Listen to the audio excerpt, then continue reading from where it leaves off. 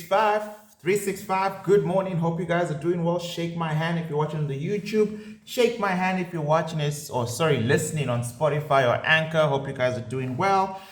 I am here. Podcast is here. We continue with our book, The Science of Getting Rich. The time is just after. I'm running late today, so it's about 6 a.m. All right, so normally I try to do so at around about 5, but yeah, it's fine. We're still going to get it done.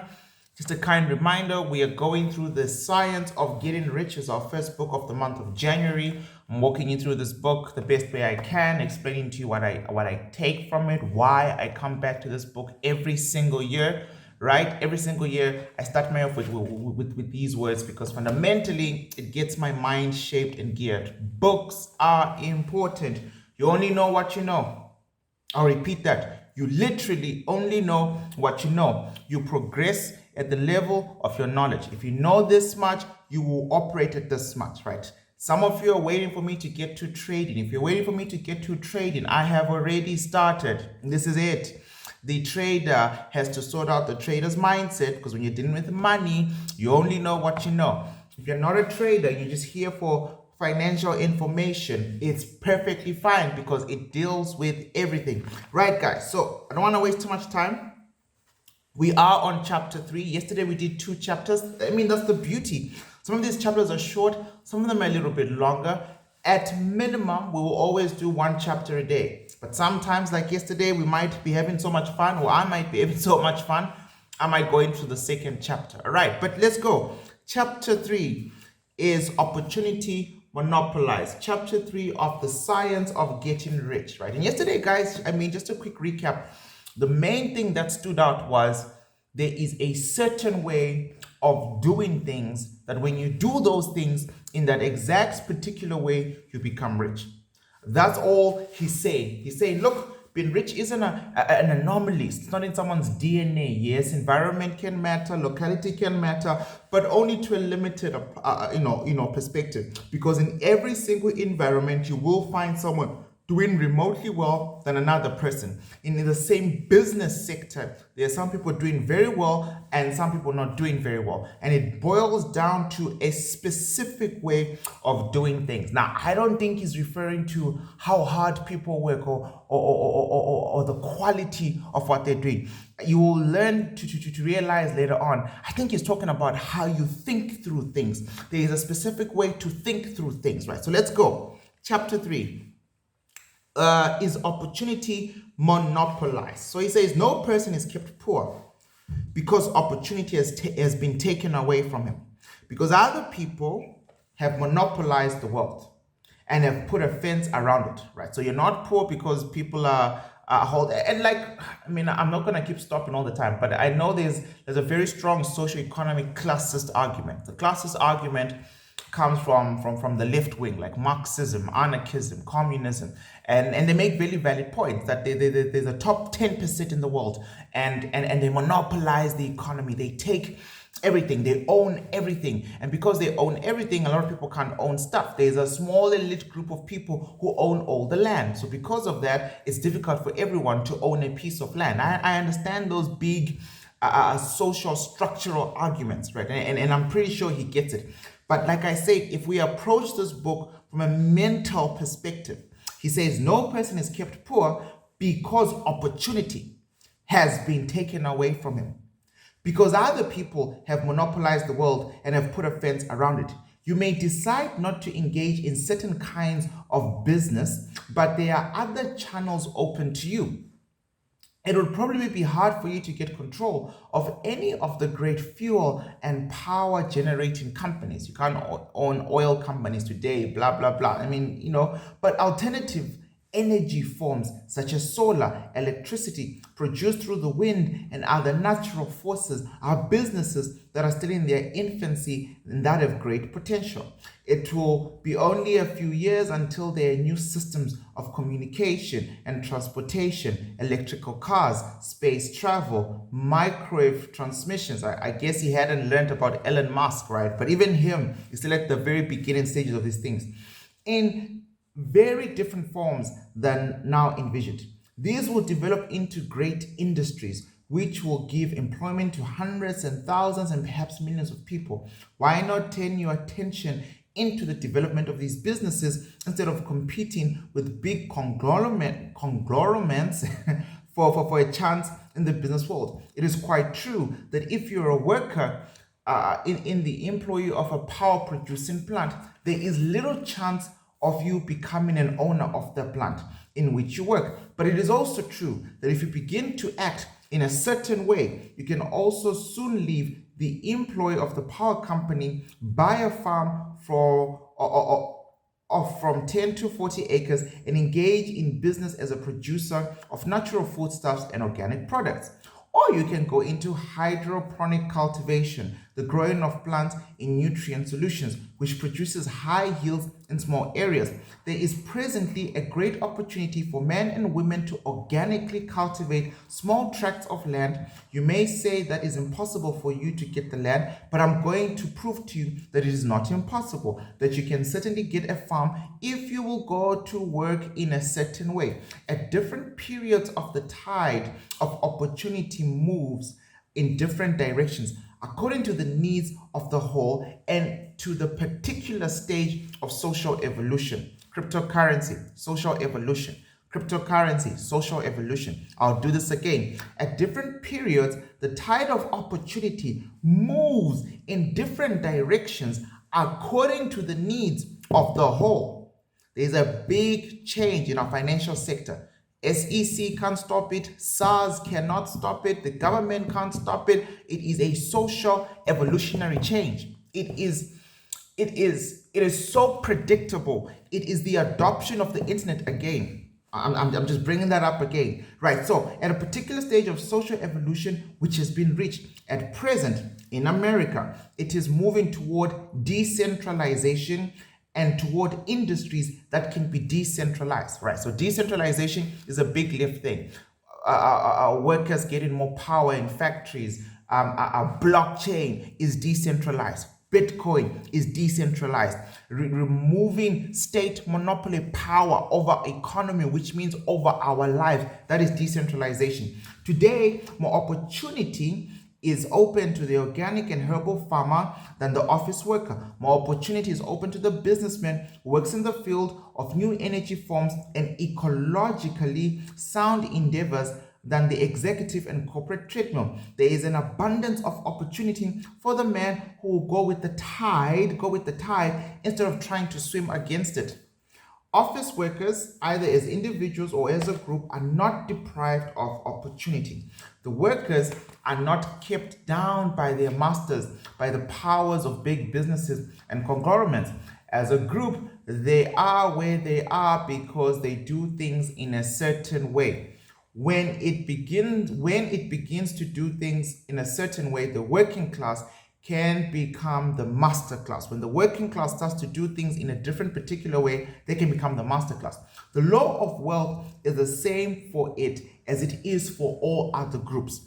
Workers remain where they are as long as they continue to do as they do.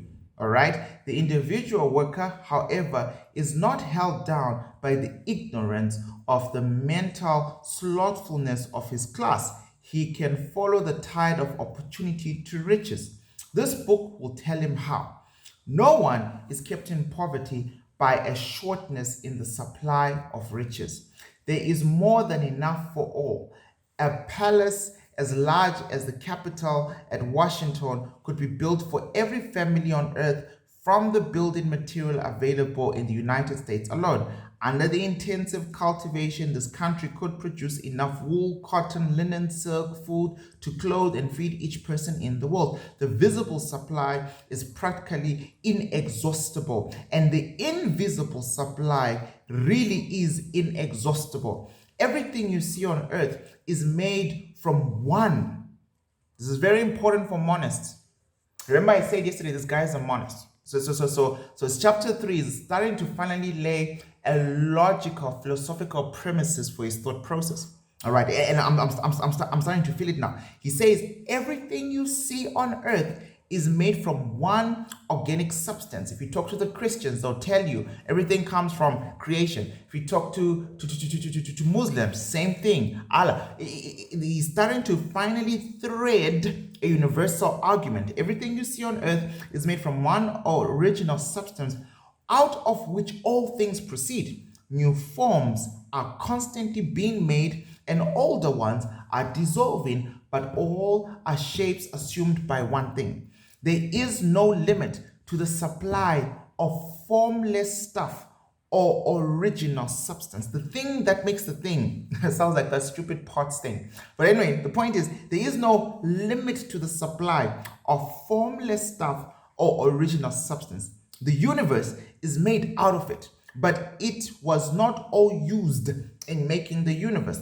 The spaces in, through, and between the forms of the visible universe are permeated and filled with the original substance, with the formless stuff, with the raw material of all things. 10,000 universes can still be made, and even then, the supply of universal raw material will not be exhausted. No person, therefore, is poor because nature is poor, or because there is not enough to go around. Nature is an inexhaustible storehouse of riches. The supply will never run short. Original substance is alive with creative energy and is constantly producing more forms.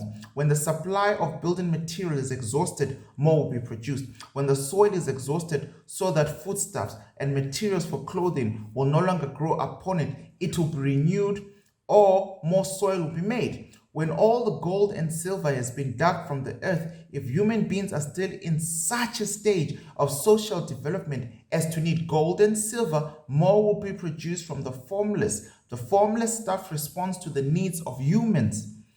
It will not let them be without any good thing. This is true of men collectively. The race as a whole is always abundantly rich. If individuals are poor, it is because they do not follow a certain way of doing things which makes the individual man rich. The formless stuff is intelligent. It is material which thinks. It is alive and is always impelled toward more life. It is the natural, inherent impulse of life to seek to live more. It is the nature of intelligence to enlarge itself, and the quality of consciousness, right, to seek to extend its boundaries and find fuller expression. The universe of forms has been made by formless living substance, throwing itself into form in order to express itself more fully. The universe is a great living presence, always moving inherently toward more life and fuller functioning. Nature is formed for the advancement of life. Its motive is the increase of life. For this reason, everything which can possibly minister to life is bountifully provided. There can be no lack unless God is contradicting himself and nullifies his own work. You are not kept poor by shortness in supply of riches. I shall demonstrate a little further on that. Even the resources of the formless supply are at the command of any man and woman who will act and think in a certain way. Right, guys, so chapter 3 was quite a mouthful. Like I said, I read this book about 3-4 years ago for the very first time, and it's been on repeat. Normally twice a year or once a year. It just depends on what I need from it. Chapter 3 for me has always been the philosophical foundation of his argument, right? So chapter 1, it loops you in. Chapter 1 and 2, it just talks about things. You know, there's a certain way of doing things. There's a certain way of doing things. You have to do things in a certain way. Anyone can be rich. In chapter 3 now, he says, look, this whole thing is connected to a supply, and it's an unlimited supply. It's not just a random unlimited supply. It is the original supply of where most things, if not all things, are made from, right? And then there is a collective consciousness that is linked to this unlimited supply, whose job is to give you, us, earth, nature, whatever it is that we need at the rate and at the pace of our social development as a whole.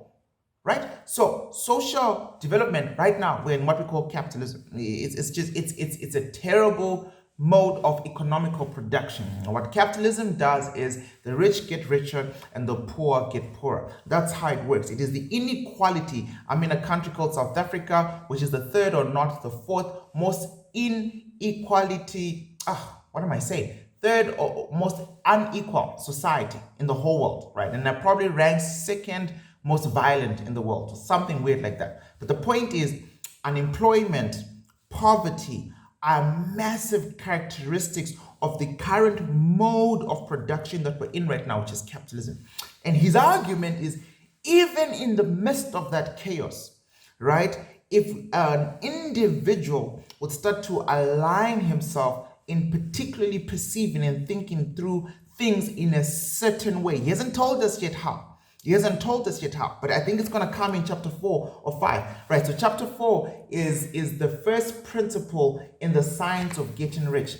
And I think it'll be such a terrible way to end this morning's podcast if we just stop there on chapter 3, because I would like to go to sleep tonight meditating on the first principles, right? So we're only 15 minutes in. The podcast budget is like for an hour. Let's get it. Chapter 4. The first principle in the science of getting rich. Thought is the only power which can produce tangible riches from the formless substance. I said to get some water there. Man, that would be something I would highlight, but it's already highlighted. Thought is the only power which can produce tangible riches from the formless substance. The stuff from which all things are made is a substance which thinks. A thought of form in this substance produces the form. Man, this is a mouthful. Look, the Christians have it in a different way. You know, I talk about a lot of Christianity stuff because that's how I was raised. It is my social campus. Right, but I also know enough about the Quran. I know enough about Judaism and the Jews, and it's quite a basic principle in most religions. Number one. Number two, it has got nothing to do with being affiliated to a specific religion for this not to work. He has not brought up religion in this book. He says your mind, thought. L. Nightingale, he called himself the Dean of Personal Development in the 1930s.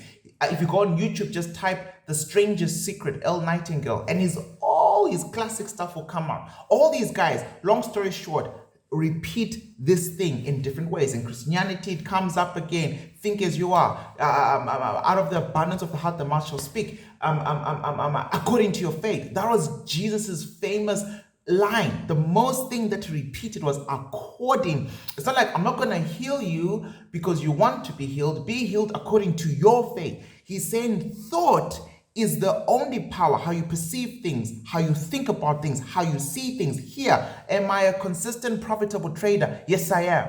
I am before I start. I am when I've started. I am when I take a loss. Because if I can get my mind correctly aligned with my long-term goal, thought being the only power which can produce tangible riches from the formless substance, right? So there's a connection between my mind and this great power, the universe, so to speak.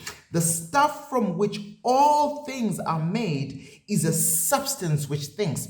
The same thing that's an inexhaustible supply is the same thing that is a substance that thinks. A thought of form in this substance produces the form. If I am to think in line with the inexhaustible substance, in line with the universe, in line with how things where they come from things, then I can also produce something tangible. Right. Original substance, as I continue with the book, original substance moves according to its thoughts. Every form and process you see in nature is visible, is a visible expression of a thought in the original substance. As it thinks of a form, it takes that form. As it thinks of a motion, it makes that motion. That is the way all things were created. We live in a thought world, and this world is a part of a thought universe. The thought of a moving universe extended throughout the formless substance. The thinking stuff resulting from the thought took the form of systems of planets and continues to maintain that form. Thinking substance takes the form of its thought and moves according to the thought. Holding the idea of a circling system of the suns and the worlds, it took the form of these bodies and moved them accordingly. Now, although centuries may be required to do the work, by thinking the form of a slow-growing tree, the formless substance produces the tree.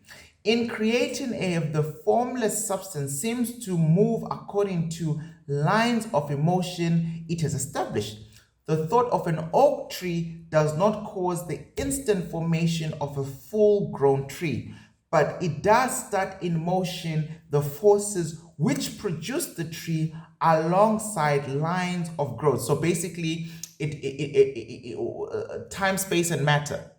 Time, space, and matter, right? Our physical continuum is based on these key principles. And I think that's what they're referring to as lines of growth. Like every thought of form held in thinking substance causes the creation of that form, but always, or at least generally, along lines of growth and action already established. It's one thing to think about it, it's another thing to actively be in the front lines establishing growth and action in line with the thing you're thinking about. Right. Now, if the thought of a house of a certain construction were impressed upon the formless substance, it might not cause the instant formation of that house, but it would cause the turning of creative energies already working in trade and commerce into such channels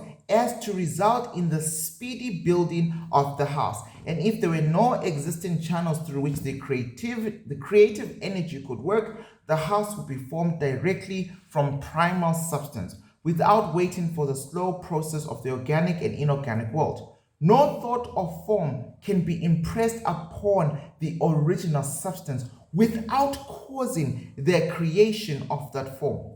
No thought, you cannot think, you cannot imagine anything and impress it upon the original substance, and that original substance fails to create the thing you're thinking about. A human being is a thinking center and can originate thought. All the forms that a person fashions with his hands must first emerge through his thought. He cannot shape a thing until he has thought that thing. And so far, man has confined his efforts wholly to the work of his hands. He has applied manual labor to the world of forms, seeking to change and modify already existing forms. He has never thought of trying to cause the creation of new forms by impressing his thoughts to the formless substance. When a person has a thought form, he takes material from other forms of nature and makes an image of the form which is in his mind. He has so far made little or no effort to cooperate with the formless intelligence to work with the Father, God the Father, or however you define that. He has not dreamed that he can do what he seeth the Father doing. Man reshapes and modifies existing forms by manual labor. So basically, it's easy for a human being to believe they can change the formless substance if they're doing it in the physical realm. So if I take cement and I mold cement into a vase, right? I've created powder, mixed it with water, called it cement, and created a new substance, a vase. If I take brick and mortar, I've built a new house here. You know what I mean? He's saying that's easy for men to do. Men have figured that out simply through the social development of time from caveman days through evolution. What men are currently struggling with, what most men are struggling with, is how do they start to reshape or create formless things using the mind. All right. He has not considered the question of whether he could produce things from the formless substance by communicating his thoughts to it. I suppose to prove that he may do so, to prove that any man or any woman may do so, and to show how, my first step will be to lay down the 3 fundamental propositions, right? Ladies and gentlemen, grab your coffee because this is what we're here for. First, we have said that there is one original formless substance from which all things are made, right? And I think these steps are important. So let me just quickly highlight this quickly. Right, so number one, whatever you want it to be, I'm not here to debate about religion, belief systems. It doesn't matter. It honestly doesn't matter. What matters is what you believe, because what you believe influences your thinking, and what influences your thinking influences your reality. It's that simple. Whether you believe Leroy is right when I show you trading supplies, supply and demand on my YouTube channel, it doesn't matter. If I tell you to hold and you don't hold because you don't believe it's gonna go there and you pull out, you pulled out. Right, so I don't want you to get obsessed about what it is. He is saying try to be fixated on one thing. So first we have said that there is one original formless substance, and I must be very clear to the author. I know it's important who or what that original substance is. All right, for the author, I'm saying for you, you decide for yourself what that is. All the seemingly many elements are only different presentations of one element. So it doesn't really matter. All the many forms found in organic and inorganic nature are only different shapes made from the same stuff. And this stuff is thinking stuff. Everything comes from thinking. The first chair came from an imagination of a thought of a chair to be created. The first 1,000 rands you're going to make, $1,000 US you're going to make, is going to be a result of your thought process. If you can just extend it a little bit more for 10,000, extend it a little bit more for 20,000, extend it a little bit more for 100,000. If you can just start to play the doubles game. Money is about doubling. How do I make $1, $2? If I can make $1, $2, and I can repeat that, I can make $2, $4. But I don't make $4, $6. I make $4, $8, because the doubling game. If I double 8, it's 8 by 2, which is 16. 16 by 2, which is 32. In the doubling game, I'll teach on that at some point in time in our trading. But my point is, everything comes from thinking stuff. That's what he's saying. And this stuff is thinking stuff. A thought held in it produces the form of the thought. Thought in thinking substances produces shapes. A human being is a thinking center, capable of original thought. If a person can communicate, right? If a person can communicate his thought to original thinking substance, he can use the creation or information of the thing he thinks about. Now, the next part is a direct quotation that is absolutely important. It is so important, ladies and gentlemen, I put it in all my affirmations. So now you can't see this on the podcast, but I've got a piece of paper for my 2020 affirmations. It's a little page, and at the back, it's just little marks of how many times I've said it out loud to myself.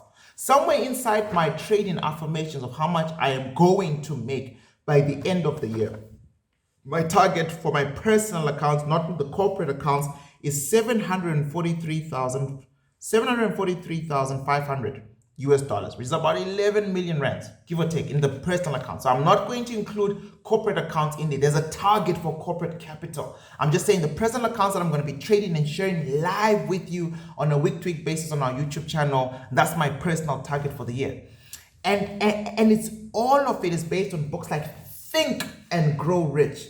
The next book we're going to do in the podcast is How to Think by Dr. Joseph Murphy. The next book after that is Mental Antidotes and Their Cures by, again, Dr. Joseph Murphy. Then we're going to look at Ken Honda. All these guys want you to start thinking in a certain way. There's a very specific way to think. I mean, that's been chapter 1, chapter 2, chapter 3. And now here comes the summary of what he's saying. And I want you to please write this quotation down, articulate it, pause the podcast, pause the stuff on Spotify line by line, and write this down. Because I say to myself all the time, I convince myself of this every single day. This is important. It's not only going to show up in chapter 4. Remember, chapter 3 or 4, whatever chapter we are now. We're in chapter 4. I think we're on chapter 4. That's correct. It's going to come up in many other chapters, right? And it's such an important point. The whole book is about this quotation. I hope you're ready. Let me get some water. I am aware that I get too excited and I start to talk a lot fast. I am also aware that for the last 2 years ago, I thought that was a disgusting weakness of mine. And so I could never do it. I could never do finance education. I couldn't have a YouTube channel. I couldn't talk to people. I am aware of that. That held me back from launching all these things because I get very excited about these things. When you've been through certain things in your life and you've found a way out and it's linked to the stuff you want to teach about, it's an incredible feeling, right? It's an incredible feeling. So I am aware that I do get excited, I do get animated, and I talk. I just want you to know that I no longer consider it as a weakness. I am okay with myself. I am okay with the passion I have for this kind of stuff. And I hope you're okay with it too. There'll be many times where I do need to slow down, and I try to remind myself of that, but it's not something I now allow as a criticism of myself. I am happy to do this. It's freaking early. I'm starting my day like this and I love it, right? So, I'd love to get some feedback, by the way. The last 2 episodes of the podcast, the feedback has been great. I appreciate you guys. Thank you for liking. Thank you for commenting. For some of you have already started sharing. I appreciate all of that. Please do talk to me. But let's get to the summary. So I'll just read one line above. If a person can communicate his thought to originally think in substance, he can use the creation or formation of the thing he thinks about. To summarize, so here's the important part. There is a thinking, stuff, from which all things are made, and which in its original state permeates, penetrates, and fills the interspaces of the universe. My God. Now, a thought in this substance produces the thing that is imagined by the thought. A person can form things in his thought, and by impressing his thought upon formless substance can cause the thing he thinks to be created. Now, maybe tomorrow, but before we finish the science of getting rich, I am going to talk about my affirmation card and why you need to have one if you're a trader or an investor, a target goal, why you need to have one written down. Napoleon Hill says, put it in your pocket. The Bible talks about meditation. Bob Proctor talks about walking and seeing it all the time. Elle Nightingale talks about seeing this in the morning and in the evening. Dr. Bruce Lipton says you gotta get this stuff in your theta and alpha state. There is a massive importance. Why affirmations are important. Let's read the summary again, because I really want you to get it. I really want you to get it. So let's read the summary again. Let's read the summary again. Now, there's a thinking, stuff from which all things are made, and which in its original state permeates, penetrates, and fills the interspaces of the universe. Now, listen to this. A thought in this substance. Remember, there's a certain way of doing things. He keeps saying that. So he says, a thought in this substance produces the thing that is imaged by the thought. A person can form things in his thought, and by impressing his thought upon formless substance can cause the things he thinks about to be created. Interesting. Now it continues. I can prove these statements by both logic and experience. Reasoning back from the phenomena of form and thought, I come to one original thinking substance. And the reasoning forward from this thinking substance, I come to the individual's power to cause the formation of the thing he thinks about. By experiment, I find this reasoning to be true, and this is my strongest proof. If one person who reads this book gets rich by doing what I tell him to do, that is evidence in support of my claim. I hope you're that one person. Furthermore, if every person who does what I tell him to do gets rich, that is positive proof until someone goes through the process and fails. You know, in our academy, just a quick soundbite, we actually have 100% guarantee. If you join 365, you take our course, you have a year to prove me wrong. Like literally, same principle. I'll say it again. I find this reasoning to be true. I'm pretty sure we're the only academy with 100% guarantee. You get your registration money up front. All you have to do is sit down and say, you say this is going to do this. These are the rules. Here's my trading account. It's been a year. Nothing has happened. I'm losing money. If you're following all my rules, you'll be the first. And I really, really can't wait for the day for that to actually happen. But if one person who reads this book gets rich by doing what I tell him to do, that is evidence in support of my claim. Furthermore, if every person who does what I tell him to do gets rich, that is positive proof until someone goes through the process and fails. The theory is true until the process fails.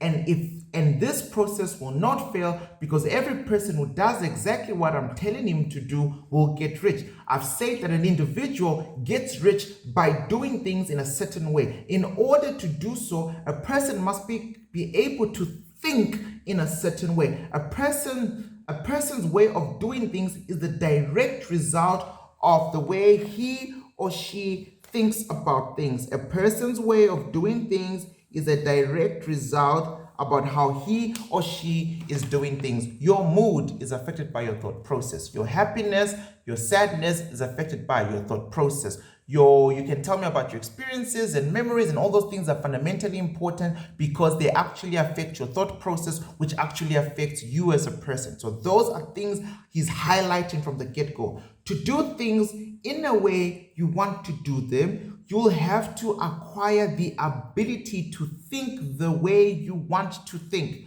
This is the first step towards getting rich. To think what you want to think is to think truth, regardless of appearances. Every person has the natural and inherent power to think what he wants to think, but it requires far more effort to do so than it does to think the thoughts which are suggested by appearances. So he's saying, look, man, there's a big difference, a massive difference in thinking, I'm going to be rich, and actually working out a proper thought process that leads to that. A massive, massive, significant difference. And he's saying every person has the natural, inherent power to think what he wants to think, but it requires far more effort to do so than it does to think which are suggested by appearances. So if you have no money now, it is 10 times easy to keep yourself in that mental place of no money. It's very easy to wake up thinking about your no money situation. And because you have no money and all you're thinking about is no money, you are going to have no money tomorrow. And listen, it's not a debate, it's my podcast. I am telling you, this is how it works. You become what you think about all the time. Kevin Truden says you become what you think about most of the time. The guy who wrote the book, The Magic of Thinking Big, or what's the title? I think it's The Magic of Thinking Big. You become what you think about most of the time. All right. What you think about most of the time is what shapes your actual reality. So why do I have affirmations card plastered everywhere? Because I only want to think about this. First paragraph of my affirmations card, and then we're going to go back to the book. We've got 2 pages left, but I just want you to understand what I tell myself every day. First paragraph, I'm not making this up. If you're on YouTube, you can actually see it. It says, I am so happy and grateful that money comes to me in increasing quantities. That's the first line. I am so happy and grateful that money is always coming to me in increasing quantities. Why? Because you become what you think about most of the time. And then my affirmation card continues. I believe this is true because it has already happened. So I operate as if I already have all the time. So the full sentence of my affirmations, I am so happy and grateful that money comes to me in increasing quantities on a continuous basis. I believe this is true because it has already happened. I got this from Bob Proctor. Bob Proctor is one of the last living students who went through the Napoleon Hill Direct Mentorship, right? So it's very important. This is literally from the source. Freemason, Think and Grow Rich, that whole shebang. Now, I will have, that's the next line in my affirmation cards. I don't know if you guys can see this clearly there on the YouTube, right? I don't know if you can, but it says, I will have $743,500 US by the 25th of December, 2022. Full stop. My next line is, I am the best financial markets educator in Africa. I have to affirm that because that's what I do for a living. I expect the best out of me to give the best out of students, my so-called students. I am the best financial markets educator in the world. I am the best financial markets trader, consistently profitable in the forex markets, derivatives markets, options markets, futures markets, stock market, and crypto market. We'll just do one paragraph of my affirmations card today. The point is, I am very careful to make sure that what I am thinking about most of the time, I become. You don't just will it. Your mind can produce 60,000 thoughts a day. You have to control that. You have to rein that in. You have to focus on this. You have to meditate on a specific thought that you want to become a reality. Back to the book. Every person has the natural and inherent power to think what he wants to think, but it requires far more effort to do so than it does to think the thoughts which are suggested by appearances. So I used to do this when I had nothing, by the way. I got out of nothing through this. My appearances were not what I wanted to focus on. What I wanted to focus on was where I was going. To think according to appearances is easy. That's the next line in the book. To think truth regardless of appearances is laborious and requires the expenditure of more power than any other work a person has, all right? Than any person has to perform. It is 10 times hard to think about healing when you're sick, 50 times hard to think about riches when you're poor, but that's the work. There is no labor from which most people shrink as they do that of sustained and consecutive thought. It is the hardest work in the world. This is especially true when the truth is contrary to appearances. Think yourself a millionaire before you become one, or you'll never be one. Right. Now, every appearance in the visible world tends to produce a corresponding form in the mind which it observes. I hope people didn't get bored in chapter 3 and we've lost them, because now chapter 4 is going to be on this episode, and this is so important. This is especially true when the truth is contrary to appearances. Every appearance in the visible world tends to produce a corresponding form in the mind which observes it. This can only be prevented by holding the thought of the truth. To look upon appearance of disease will produce the form of disease in your mind and ultimately in your body. Instead, you must hold the thought of the truth, which is that there is no disease. Disease is only an appearance and reality is health. We're not here to debate. He just said 2 pages ago, I can prove this by an experiment. I find this reason to be true. This is my strongest proof. If one person who reads this book gets rich by doing what I tell him to do, that is the evidence to support my claim. Furthermore, if every person who does what I tell him to do gets rich, that is positive proof until someone goes through the process and fails. So before you start to debate, just go through the process. Just believe. What else do you have to lose, guys? I always wonder, these ultra pessimistic people. What else is there? What else is there? Your reality is crap. I'm not saying you as a person, but I'm saying if you as a human being, right? Not that I know of your lives, but I'm saying if you don't like where you are today and you seemingly don't have a way out of where you are today, try something new. Simple. So look. To look upon the appearance of disease will produce the form of disease in your mind and ultimately in your body. Instead, you must hold the thought of the truth, which is that there is no disease. Disease is only an appearance and the reality is health. To look upon the appearance of poverty will produce corresponding forms in your mind. Instead, you must hold to the truth that there is no poverty. There is only abundance. There is only abundance. It requires power to think health when surrounded by appearances of disease, or to think riches when in the midst of the appearances of poverty. But he who acquires his power becomes a mastermind. You know, the other day I was watching small clips of J. Cole's documentary. J. Cole is a music artist that I don't really like, but my partner likes.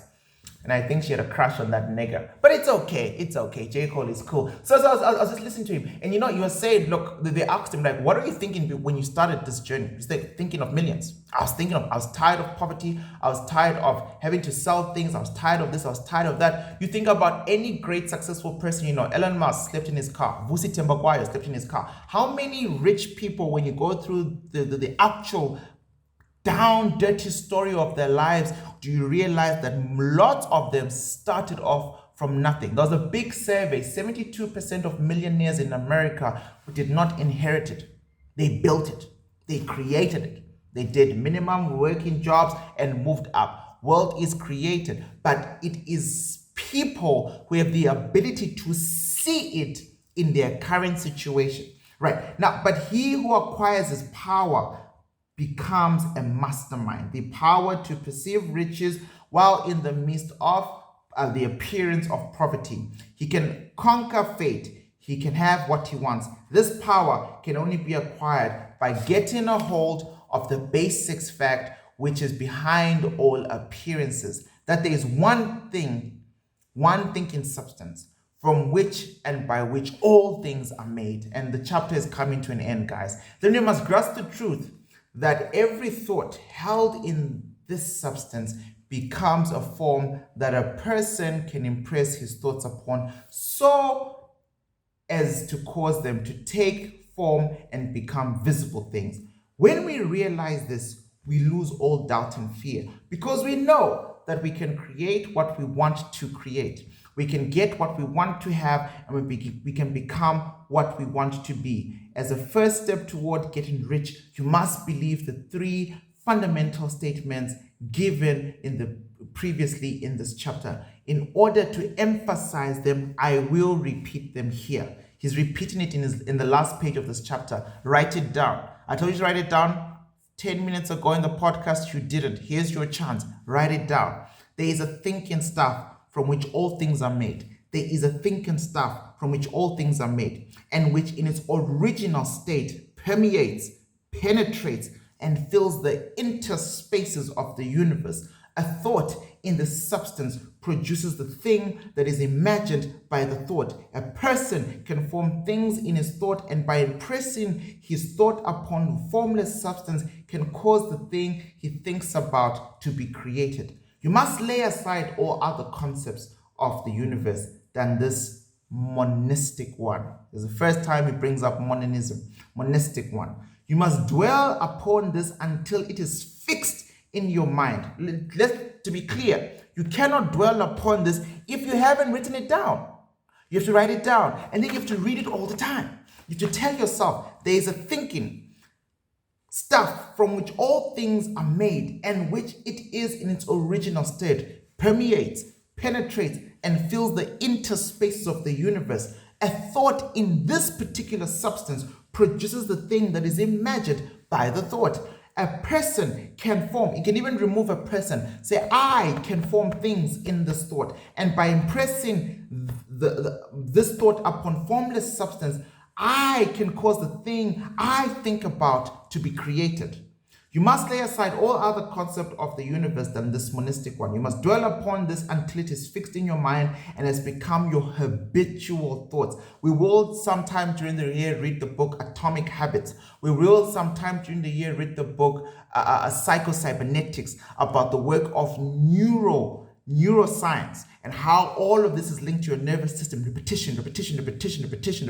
That's all a habit is. You must repeat it to believe it. You must program yourself. You must have an affirmation card. Now, read these creed statements over and over again. That's what he's saying. Fix every word upon your memory and meditate upon. Maybe sometimes I must just shut up because the author says all this stuff anyways. Fix every word upon your memory and meditate upon them until you firmly believe what they say. If a doubt comes to you, cast it aside as a sin. Do not listen to arguments against this idea. Do not go to churches or lectures where a contrary concept of things is taught or preached. Do not read magazines or books which teach you a different idea. If you get mixed up in your faith, if you mix this with other thoughts, if one thought is you want to become rich, the other thought is you're always going to be poor. If one thought you're going to be a millionaire, the other thought is debt is going to destroy you. If one thought is you want your child to go to private school, your other thought is, well, I can't afford it. If you mix these things, right, they will mix up in your faith and all your efforts will be in vain. Remember, he said there's a certain way of doing things. There's a certain way of doing things. This is it. Do not ask why these things are true, nor speculate as to how they can be true. Don't worry. Simply take them on trust. Remember, I am hoping I'm talking to people who have nothing to lose. You have nothing to lose, so just try it. The science of getting rich begins with the absolute acceptance of this faith. Ladies and gentlemen, that is the end of our podcast. We did chapter 3 and 4 today. Sometimes I do feel like doing 2 chapters at once is a big mouthful. But then I'm like, man, I'm enjoying myself. So you guys will let me know in the comment section, right? But thank you so much for rocking with me. It's just about really almost something 6:40, so 20 to 7. Time to look at the London markets. I will be dropping a big video today on our YouTube channel on COT reporting, positional side. So basically our very first traders war room. All right, so I'm finally ready to give you that kind of stuff. Today is Friday, so I know Smart Money will be making public this past week's COT report as well. So we'll have all that data so we can operate on it. 365, shake my hand. Thank you for listening. If you're on YouTube, please do subscribe, like, comment, talk to me. Is this working for you? Is this working for you? I'm thinking of doing this live on YouTube, but early in the mornings as well, because it takes forever to edit the video and post it on YouTube. But if you're listening to the podcast on Spotify, don't forget to stream, download. It's all for free. There is no financial incentive. I am here to add as much value. If you're part of my academy, if you want to become part of my academy, if you're outside and around the academy, we want you to win. If you win, we win. 365 guys, shake my hand. Have a good day. Peace.